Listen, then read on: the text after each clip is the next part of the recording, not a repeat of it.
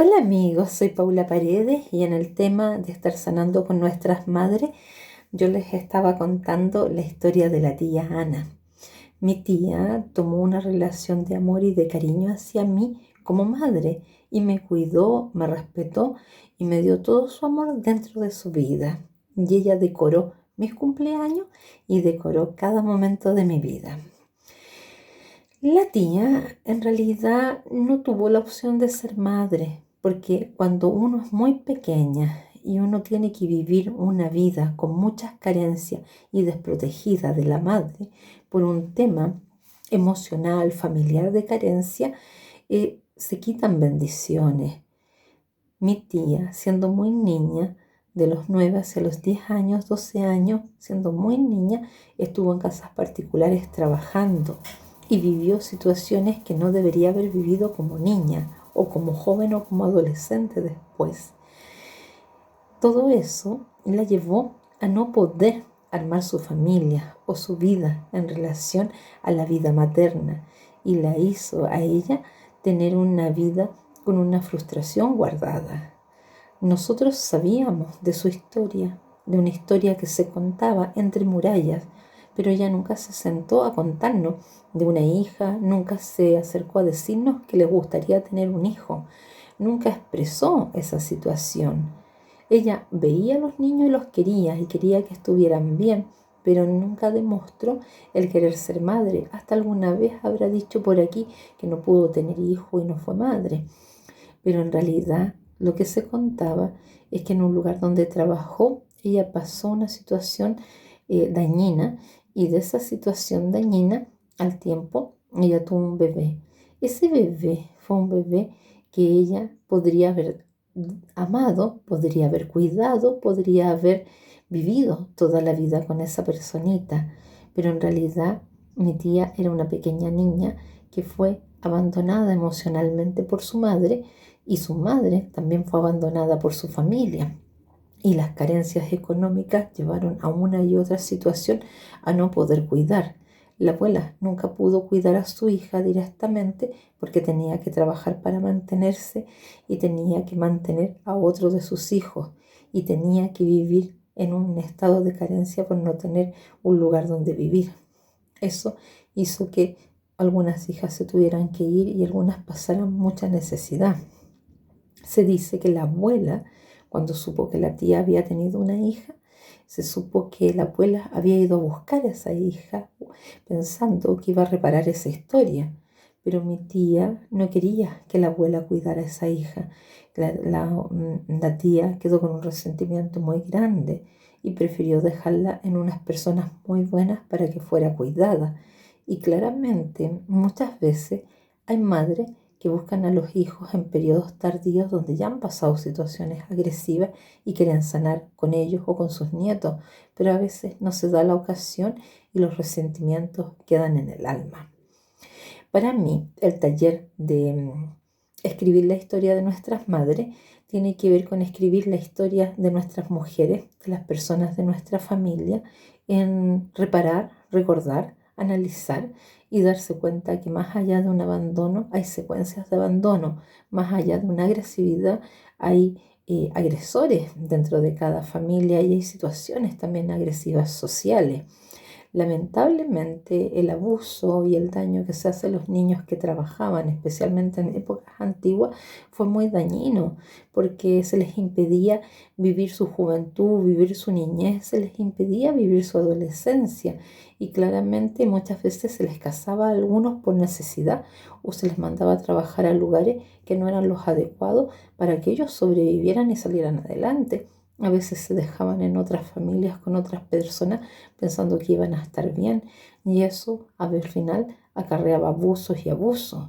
En relación a los parientes, muchas veces habían parientes que veían cosas malas de que le pasaban a sus sobrinos o a parientes cercanos, pero a veces como no eran sus hijos, no se preocupaban más allá.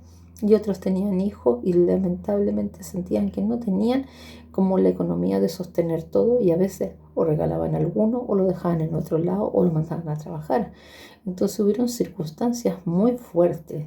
Si yo les hablo, mi abuela nació en 1902 La abuela Marta. Y la abuela Marta era una mujer trabajadora y una mujer esforzada.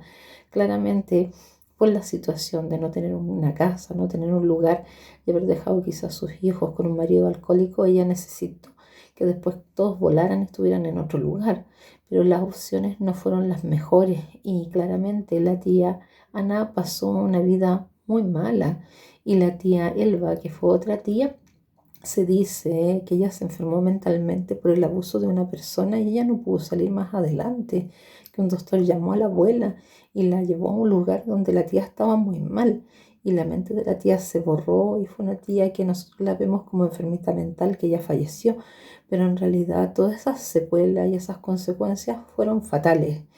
Eh, Mi tía Ana, que a mí me dio mucho amor, mucho cariño y que ella era una persona muy buena conmigo, quedó siempre con resentimiento con la abuela. Pasaron los años y tuvieron que vivir juntas por la edad que la abuela ya no podía trabajar o hacer las cosas que hacía antes. La abuela, después de haber trabajado en muchos lugares, porque trabajó lavando ropa a muchas personas en casa y después trabajó de nana y trabajó en lugares hasta que tuvo una mini pensión.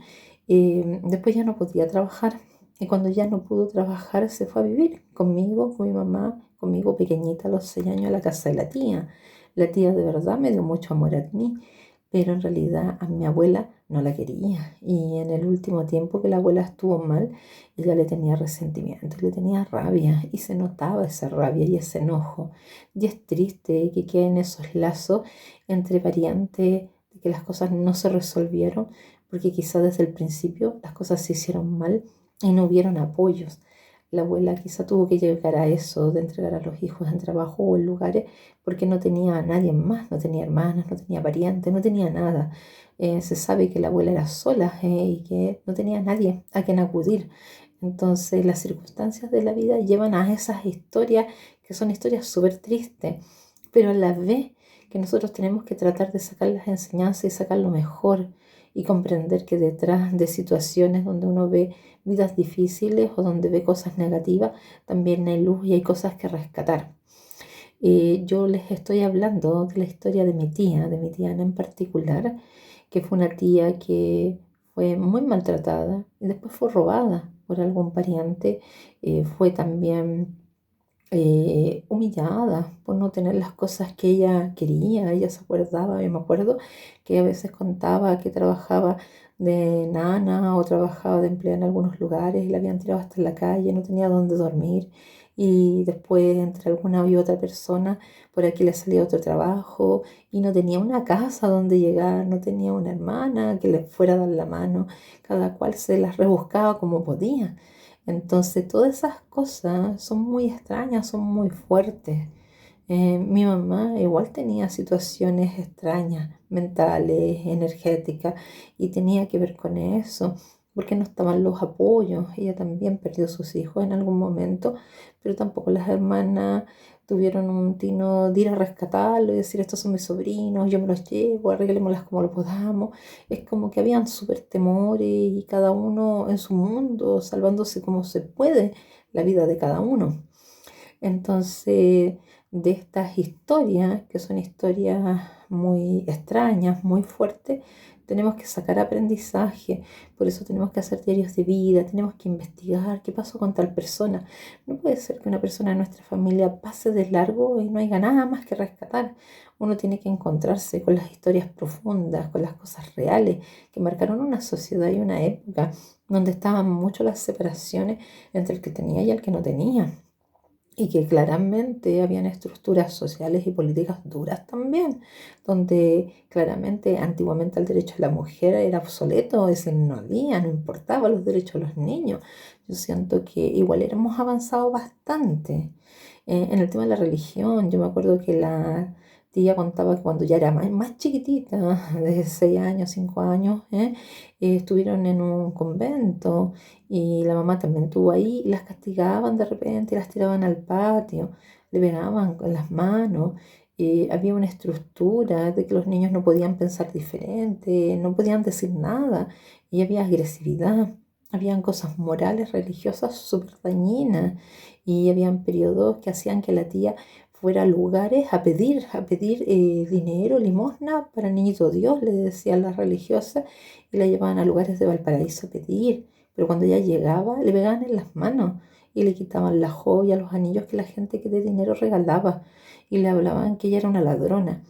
Entonces, quizás la abuela en algún periodo las quiso refugiar en un convento, en un lugar para que ellas salieran adelante, pero las maltrataban igual. Entonces, por un lado o por otro, y mi mamá dice que igual la abuela daba algo de dinero para eso. Entonces, de ahí después se las llevó y las fue dejando en hogares de gente para que trabajaran y se pudieran mantener de alguna forma. Pero eran vidas crudas, eran vidas bastante crudas. Así que estos talleres, yo quiero hacer unos talleres, ojalá virtuales también, y otros en persona con amigas para que escribamos nuestra historia de nuestras madres, las madres personales que tenemos nosotros, y podamos sacar información y podamos quizá a los niños y a los jóvenes y a los que vienen después otorgarles una visión distinta de la vida y entender que tenemos otros medios, tenemos otras cosas que en estos momentos nos pueden ayudar para vivir diferente y vivir mejor. Así que les mando esta clase de este taller, estos datitos, estas conversaciones que nos hacen bien, aunque son súper duras y súper difíciles. Les mando cariños.